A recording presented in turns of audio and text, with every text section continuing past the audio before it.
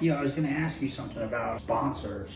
What about it? What's your experience with being a sponsor? Being a sponsor is very humbling. You kind of have to practice what you preach. And it's like, all right, what's been working for me? I wish and hope that people would have the same experiences that I do, but there's different types of thinkers in the world. Different type, like, have somebody say, for example, is really good with technical things, and there's some people that are more intuitive.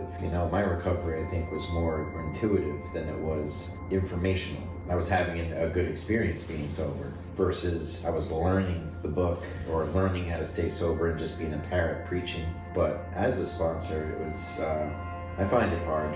They always say that even if your sponsee is okay, I was sponsoring this guy, but he went back out. And the people that I remember from back in the day, they'd be like, well, you were a successful sponsor. I'm like, how so? They're like, well, because you stayed sober through this. So giving helps me in my sobriety, but I can't make somebody get sober, that's for sure.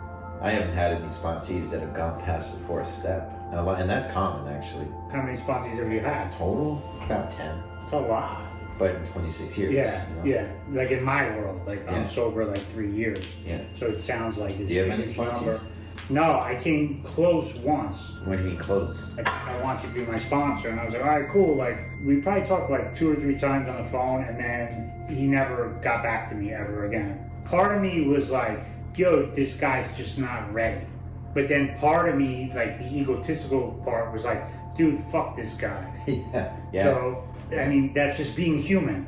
You never filled me in about the cat, the kitten. Did you get one cat? Did No, you get 2 so cats? they had 4 kittens. Yeah, the wild part, my mom passed away in July, Yeah, right? yeah. All right. These were born July 11th. My landlady didn't know that her cat was pregnant. She said, I was having breakfast and my cat just started handing me kittens out of nowhere. I'm like the floozy, you know what I'm saying? I was like, you gotta keep your eye on these hoes, man, you know what I'm saying? But they were born on my mother's birthday.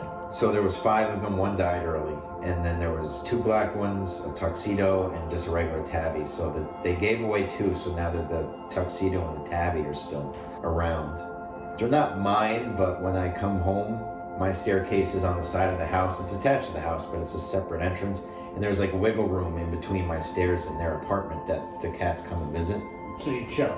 So I chill. So I have a couple of toys in the staircase, and I've left them in my apartment a couple of times, which is cool. What are their names?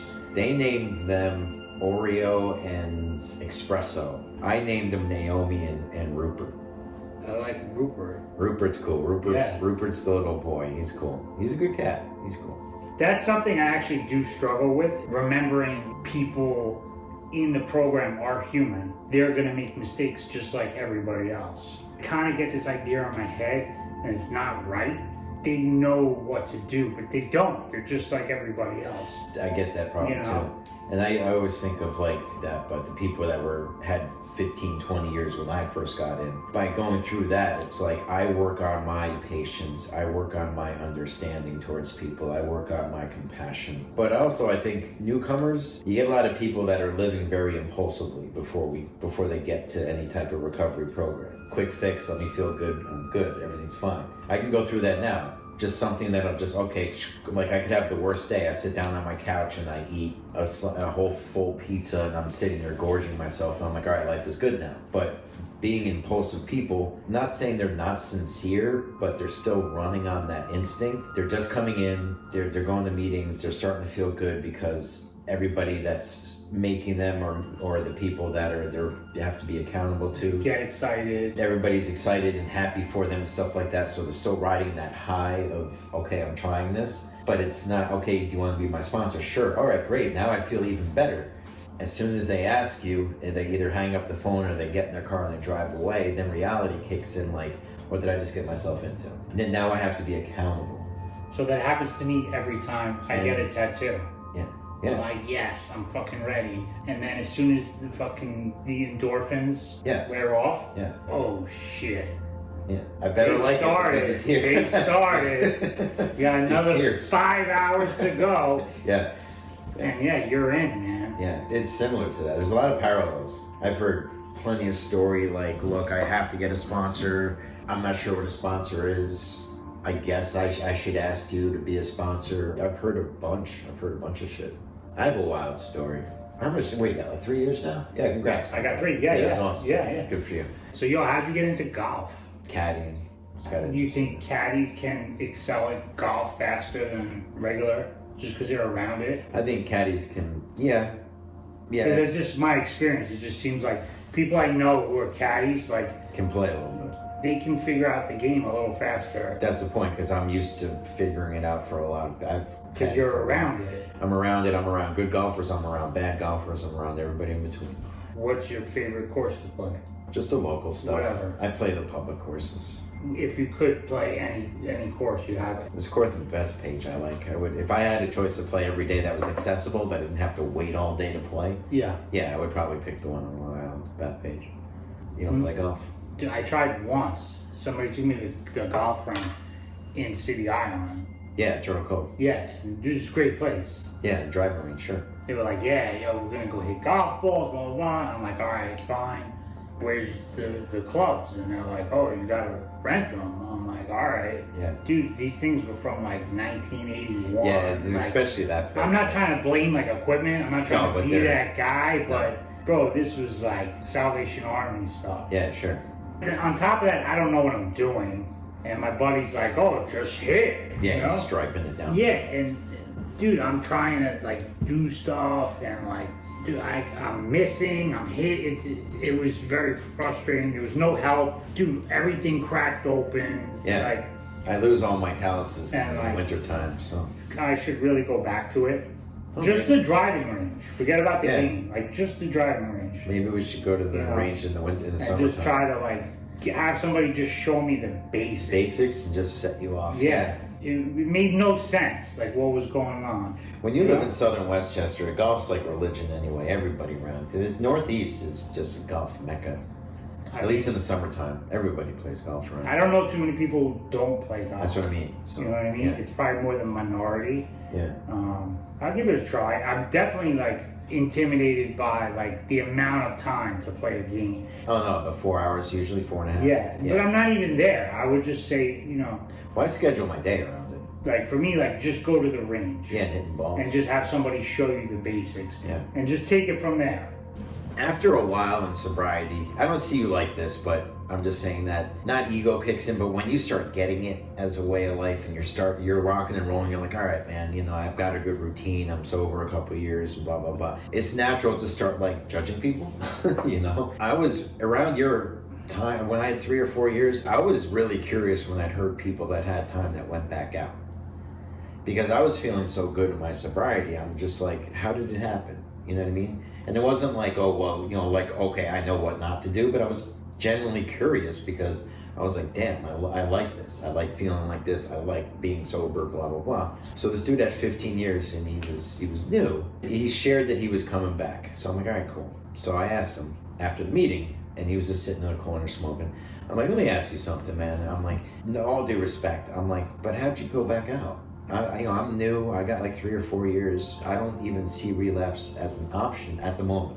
And he told me, he said, well, I was really involved. I was like, you shared. I'm like, you had like 2 home groups, which I don't approve of, but he had 2 home groups. He said I was doing service. I was doing this. He was doing all this stuff in AA. His sponsor was telling him to go here, volunteer there, blah, blah, blah. So I went to a meeting that I was chairing, and then I realized I left the key at home. So I turned around and came back home. And my sponsor's car in my driveway, and my sponsor's been banging my wife for the last 15 years. Dude, that's fucked up. And I said, 15, oh my God. He said as long as he's been sober, his sponsor was saying, oh, you need to go to this meeting, so his sponsor was sending him on an AA goose chase while he was having an affair with his wife. And I honestly, and I don't condone it, and I said, you know what, I don't blame. So he asked me to sponsor him. So he's like, you're the only one I trust. And, he didn't last because he had some drinking to do, I'm sure. That's a pretty heavy resentment. How can you, if I needed an excuse to say AA doesn't work or any recovery doesn't work, even though it's only a singular person that did that, I would take that and run with it, right? Tell me that's not a bad story, man. Dude, that's a fucking nightmare, bro. The guy's name was John. I really hope he's well. I mean, this was 20 plus years ago, but that was the most craziest thing I heard. And that was new when you said that to me. I was like, was that here or was that Syracuse? No, this was upstate. Yeah, this was upstate. Syracuse? I got sober upstate. Oh shit. Isn't that crazy? Yeah, man. What's over there? Oh, that's the high The school. Hutch.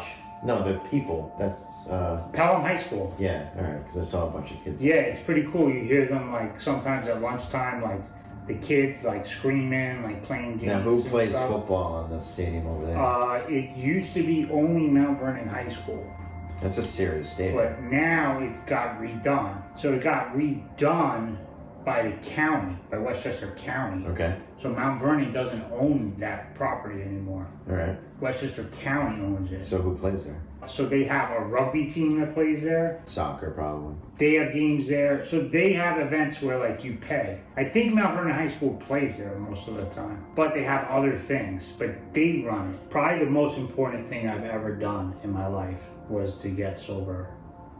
It's affected everything. It's the most significant It's a whole thing I've done. it's a new lease on life. It really is. And it's Yeah. a whole new perspective on life that I didn't have before. Yes, they call it design for living. A lot of being sober, it's kind of ratting out my old self. My instincts are still there. It's like, for example, when my mom passed, it was like, not that I acted on it, but my thinking is, how can I use this to my advantage?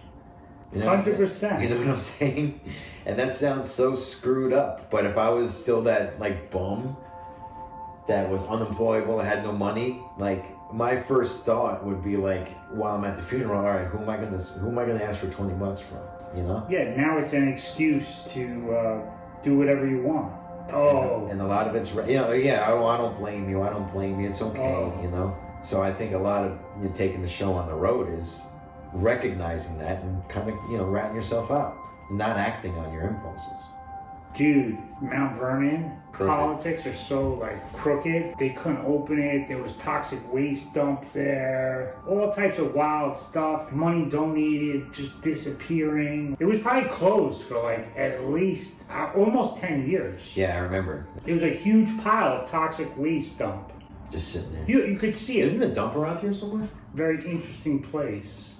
I'm at a point in my life where it's like, all right, I'm working. It's not like I'm ready to retire anytime soon. And I look around, people with like, I'm like, all right, what type of moves can I make? I'm fucking 52 years old, so what kind of moves can I make and stuff like that?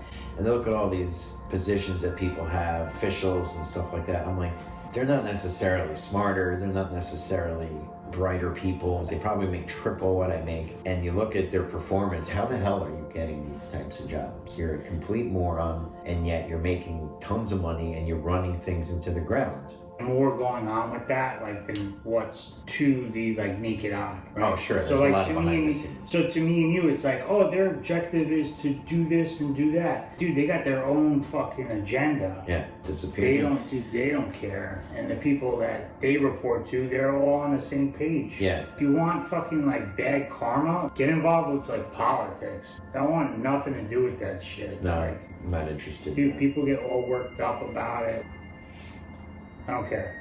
I got off of social media because of that, because it was just too much. It's just too argumentative. Everybody's got their own opinions, but then it turned into that you're the enemy if you don't think the way that I do. I'm just like, Dude, I think it's very like admirable to live a life where you're on like zero social media. yeah, I think like that too. It's hard being that mentally strong, just being a loner all the time. Like I intentionally choose to shut down so much outside influence in my life, including people.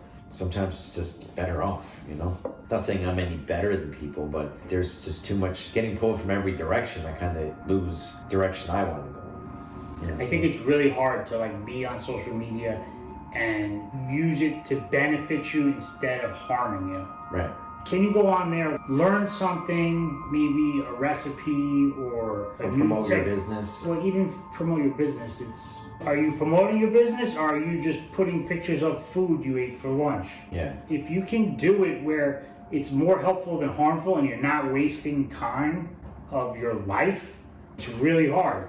Most of the people, I think, they go to it as this like, hey, I'm alone, let me grab it. Sure. I worked in restaurants for a really long time, and I would to like watch how people like sure. act and respond. 99% of the time, right? Like if me and you are having dinner, right?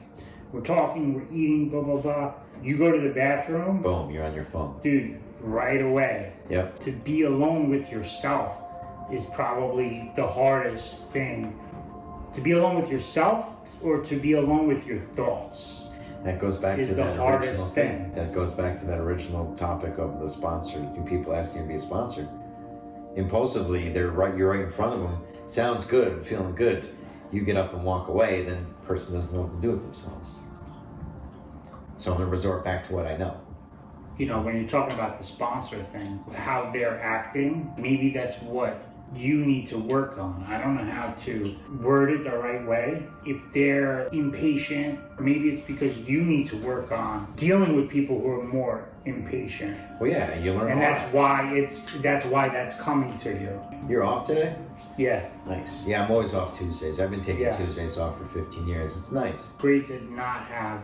We joke at work about like lame days.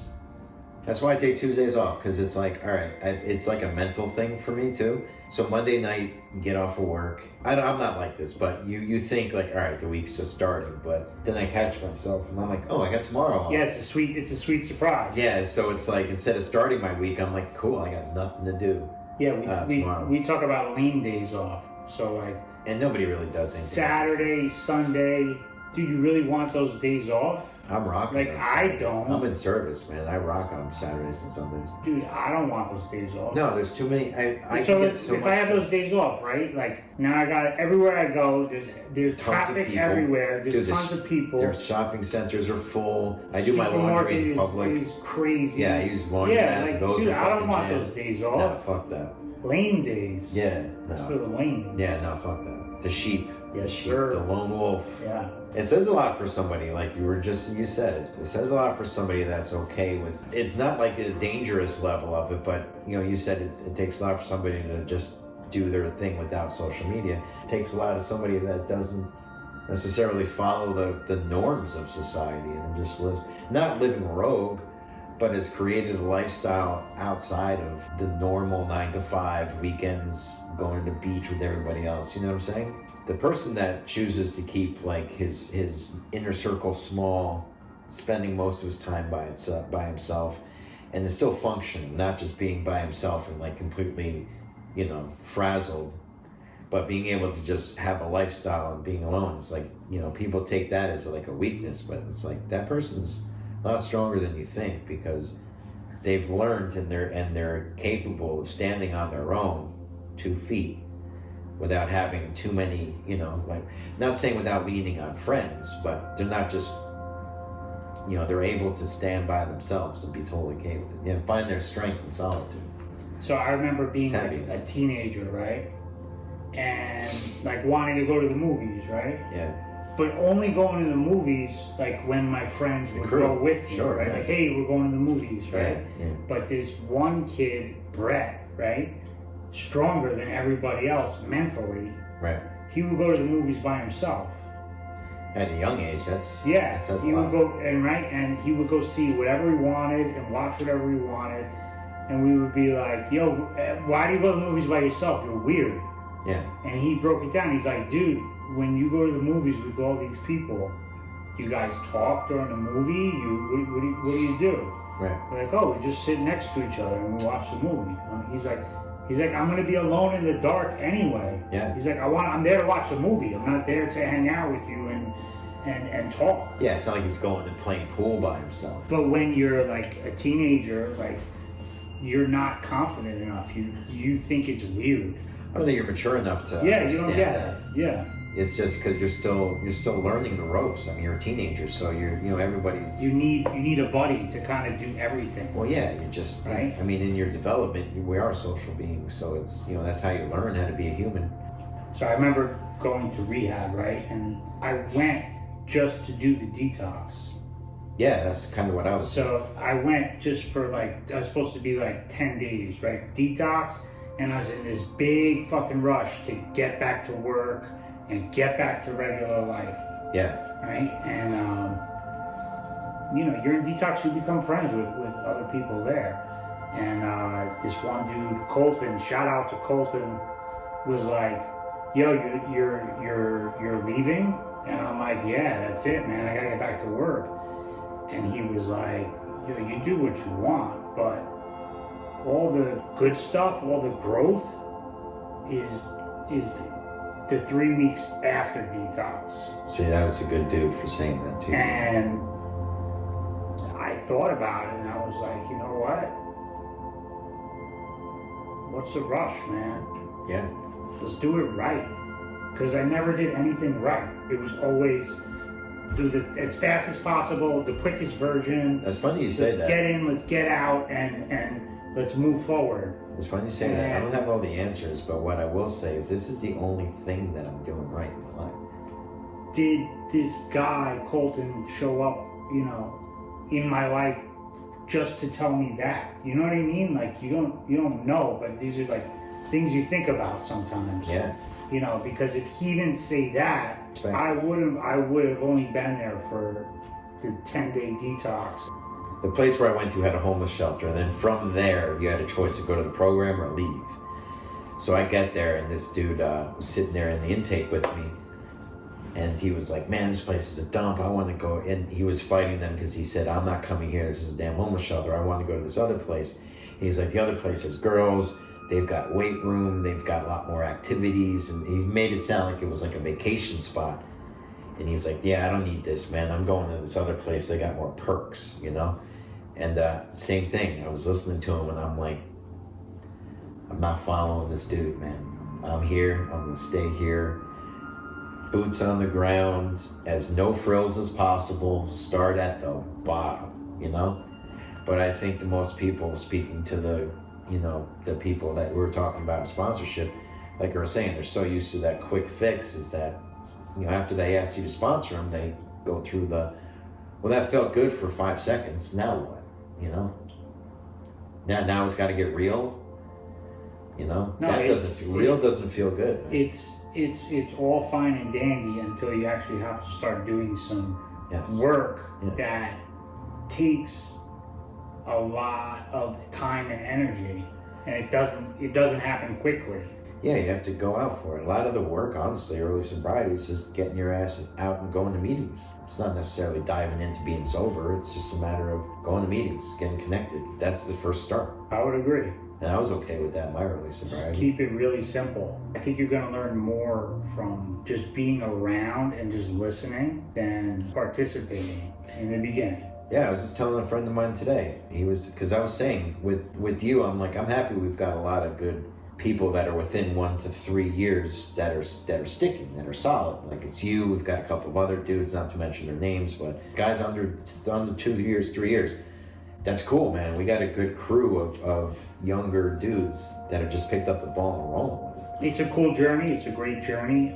It's probably been it's really admirable when I hear people go through difficult times and they don't pick up. And a lot of times when you ask those people, they say, I didn't even think about it. When they say it's freedom, that's my opinion, that's what that freedom is. When you're going through something that's heavy and you're still grinding, you're trying to figure out a way through it and it's hurting or whatever, and you're still just grinding through it, and then you catch yourself, you're like, man, I'm still fucking sober. Like, that is cool. I mean, there's something so cool. Yeah, because it was like almost effortless, It's effortless. It's like the furthest thing from my mind right now is, to do that. Which is funny because my first instinct is, how can I use this to my advantage? I think it's amazing. Like, I only have 3 years sober, right? I bet Fabio is Maltese too. Yeah. Is Yeah, he? my grandfather. I don't know much about I just know where my relatives are from. What do you know about Fabio? Not much, just hair. Fabio's the hair Just guy. hair guy. Yeah. I know Fabio maybe in yogurt commercials. Exactly, yeah. Or glowing hair. Or a quick cameo in a movie, but he must have been something before that, right? He was Fabio. Yeah, but what? Who is Fabio? What is a Fabio? I actually heard he's very intelligent. Listen, man, I wouldn't put it past anybody like that. He's probably one of those dudes that was just high echelon, just raised, top tier, and just whatever. He was probably bred. Fabio's pretty fucking solid. He's a big dude. Yeah, he was probably bred he was bred to be Fabio. He probably worked with on a farm and shit with exactly. horses. I'm sure he tried a bodybuilding thing for a while. He's a monster, man. That dude was big. I can't imagine the amount of time you have. You've seen so much more sober life than I have. I have 3 years. Right. You've seen, what, 25 years? Just starting at 2060. Of sober life. Little baby stuff that, like, I've overcome. And those little baby things turn into other things, and it's just, that's why I say you're on your own journey, man. But even just that, this happened. If something happened to me sober, right? Where in the past, if that happened, I would drink over it. Absolutely. And that happened sober and I didn't drink over it. Yeah. Dude, it's a huge fucking win. Yeah. Huge. Yeah. No, I like hearing it like that with that enthusiasm. It's almost like a given after a while. But hearing the experiences, like, man, it's like it's still enthusiastic about, like, man, I'm so far away from drinking, even though life is hard. That's cool, man. I love hearing that shit. Love hearing that. Dude, it's a big deal. It really is. It's a huge deal. You know? But that's kind of what we all wanted, right? Even when things are hard, I catch myself and I laugh. And I said, this is the life you wanted to live, right? A difficult, sober life is, for me, right, is like way better than a non-sober life. I would take that. I would take 100%. 100%. I really would. No matter how painful life can be, no matter how confusing life can be, no matter how alienated I could feel from the outside world and stuff like that, I still choose to do this, and I'm cool with that. A life of using, right? I couldn't deal with anything. And I would just escape, right? That's what that is, right? So a life of sobriety, things happen. Dude, you grow fucking balls being sober. Yeah. In your face and shit. I'm sorry to say it like that, but dude, you're spot on with that.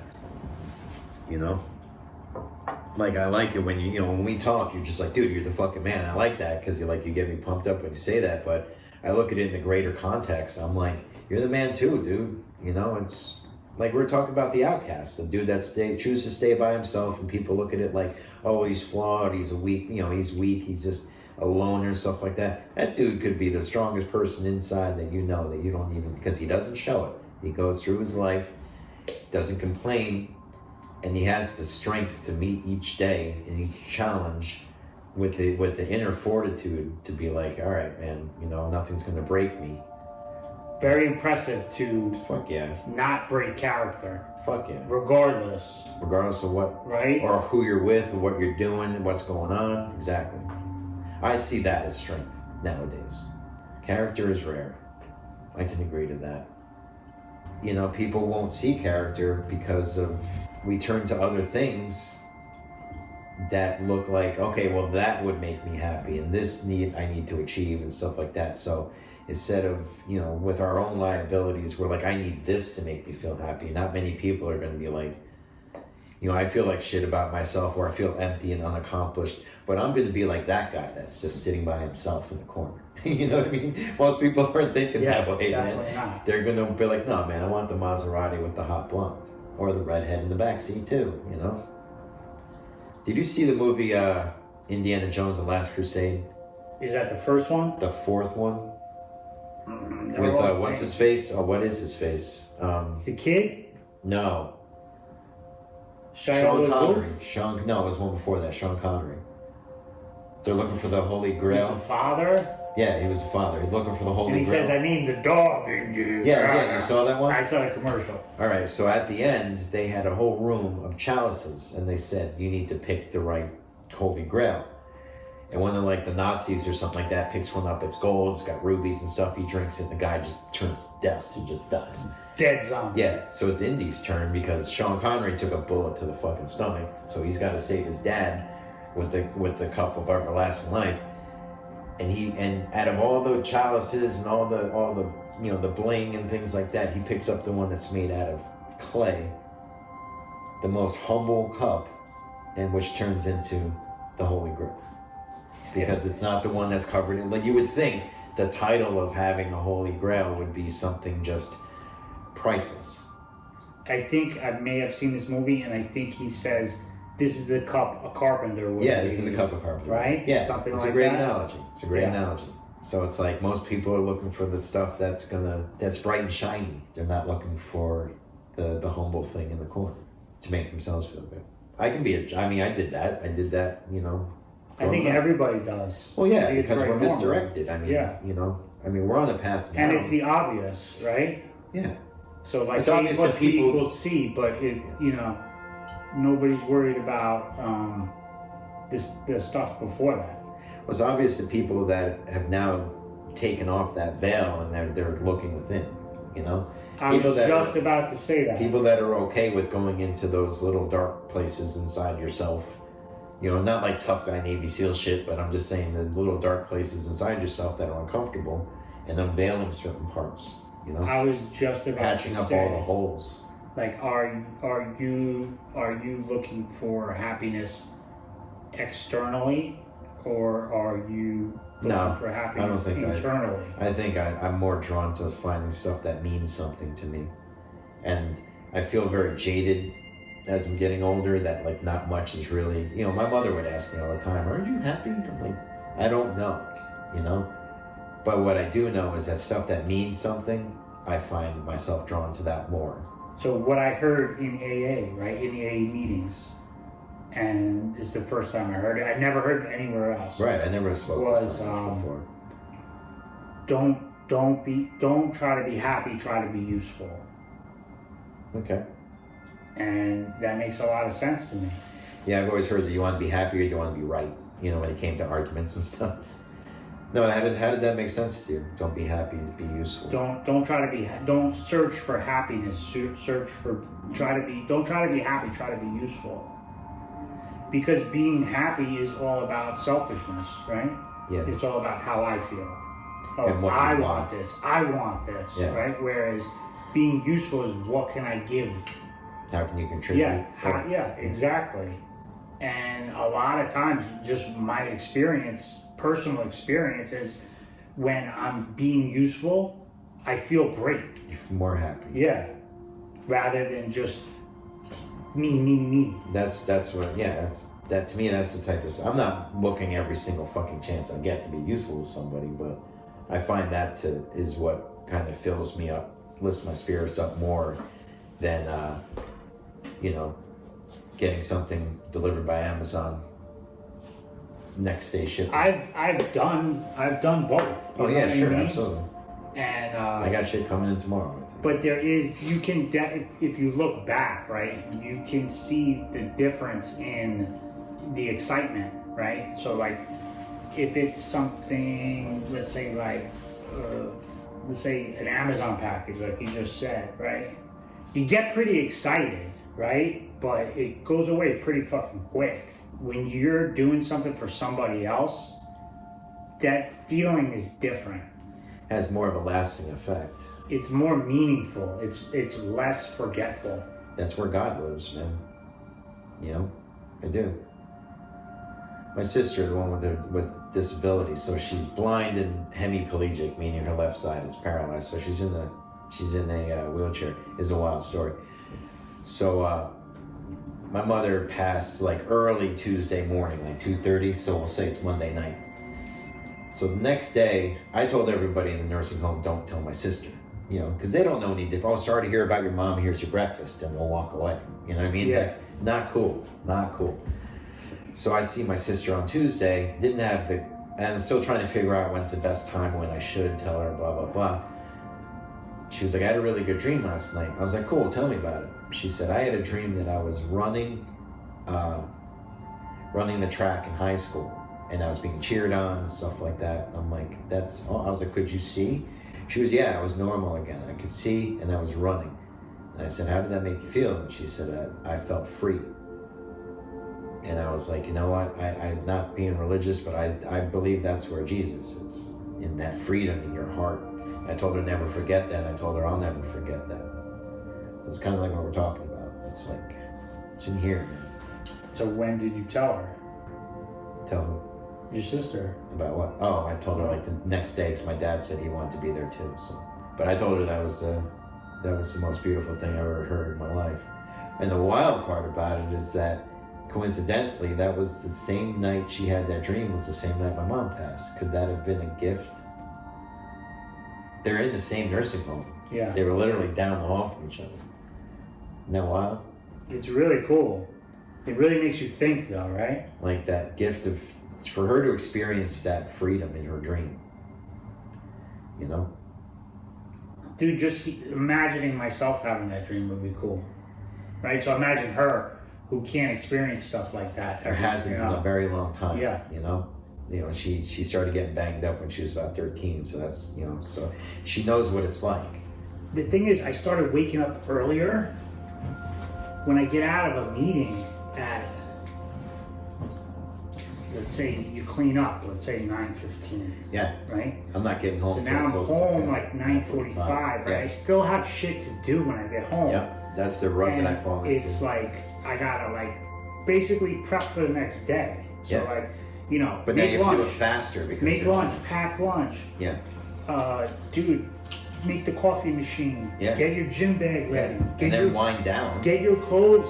Yeah. Oh, there is no wind down. Yeah. So now I'm waking up tired because I'm going to sleep later than I normally do. Yeah. What time do you usually go to sleep? Ideally, What would be a normal time you go to sleep? 9:30. Yeah, that's huge. I wish I could do Dude, it. it's beautiful. And you wake up when? 4.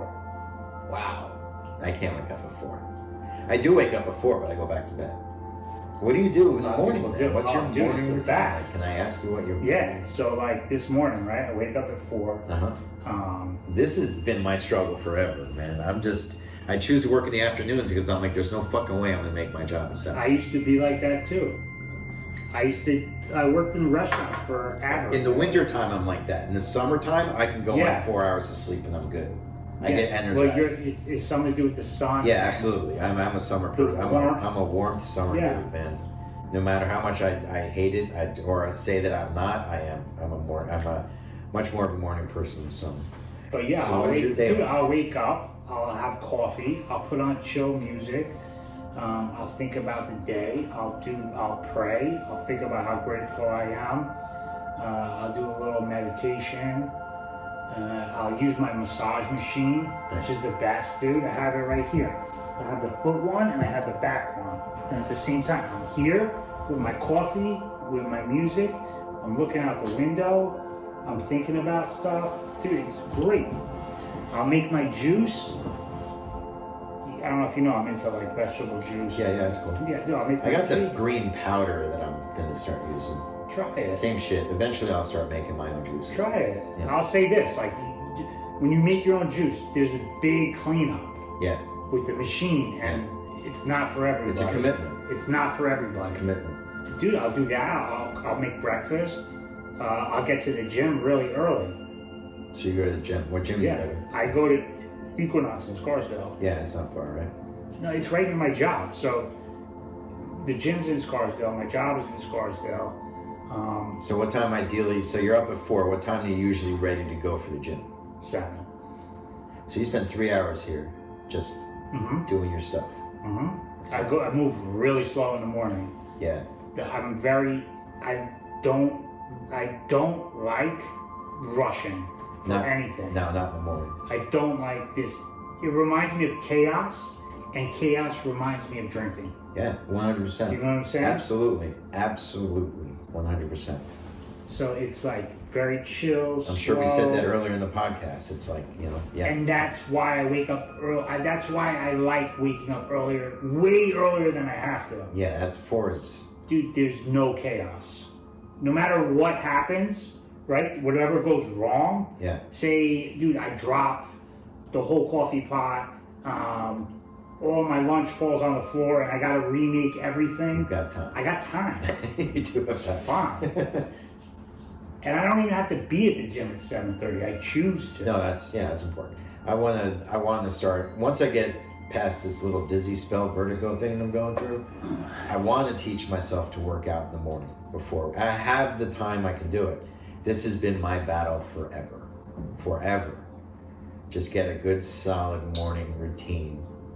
For some reason I fall into that, what we're you rushing.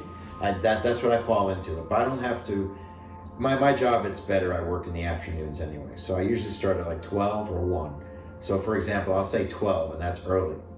So if I have to work at 12, I'll wake up at 8, maybe 7, and there's no reason why I look at the clock and I'm like, oh shit, I'm going to be late. Like I can wake up 5 hours before I have to do anything. And I'm such a procrastinator and sometimes a lazy piece of shit that if 5 hours is not enough time, isn't that sad? Dude, sometimes it's like that, you know? Yeah. What are you doing with those 5 hours? Nothing productive, you know? There's days I have productive where I'm on fire. I have more energy than if I slept for 10 hours. You know what I mean? I noticed that. And there's studies on it, and many people have podcasts. When you have a productive day, you seem like you have more energy than if you're just going through your day without any direction, just fun, just going through the motions. And I'm one of those. We're talking about military. I think one of the things that you say now that you would prefer the military, it's not necessarily the structure and the discipline. It's just a matter of you wake up with a purpose every day. That's what we call structure. When I was like a teenager, if we were like, oh, like you got to make a bed a certain way, I'd be like, dude, fuck. Yeah, no, I would have told you. Yeah, like whereas now I'd be like, all right, there's a point behind this. Like exactly. There's a lesson, and it's like instilling in you like do it the right way, rather than just do it as fast as possible. Purposeful. Which I think was my MO. Yeah. Was do it the fast way. You know what I mean? In like Asian cultures. And move on to fun. Yeah.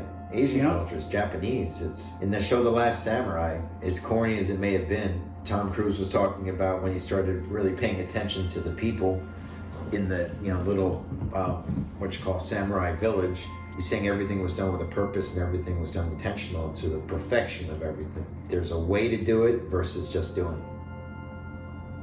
Repetition, repetition, repetition, repetition. Kind of like working out. You just don't go there, all right, I'm done. Like when you work out, you have purpose, you have a reason. Yeah, you know what you want to do. You want to be efficient, right? Well, and you also know, okay, I'm getting a full pump versus I'm just going through the motions. You know how the muscles work. You don't want to waste your time, and you want be effective. You want the muscle to work. You don't want the muscle you're working on. Like if you're doing like a bodybuilding style workout, right, where you're focusing on a certain muscle. If you're doing a bicep exercise, you want your bicep to do the work. You don't want your back and your knees to do the work. Same shit. Right? It's the same parallel to, having structure in your life. So what about music? Are you like a punk rock guy? Are you like a heavy metal dude? I listen to everything. Both?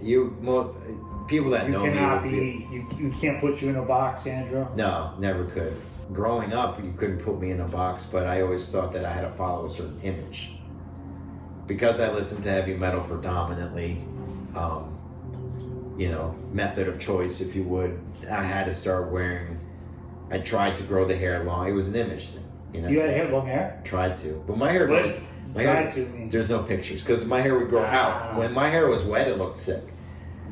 But I couldn't achieve the wet looking, so I'd have the afro. So I would walk around fucking rocking this shit by the end of the day. Curly? Yeah. Like light blonde?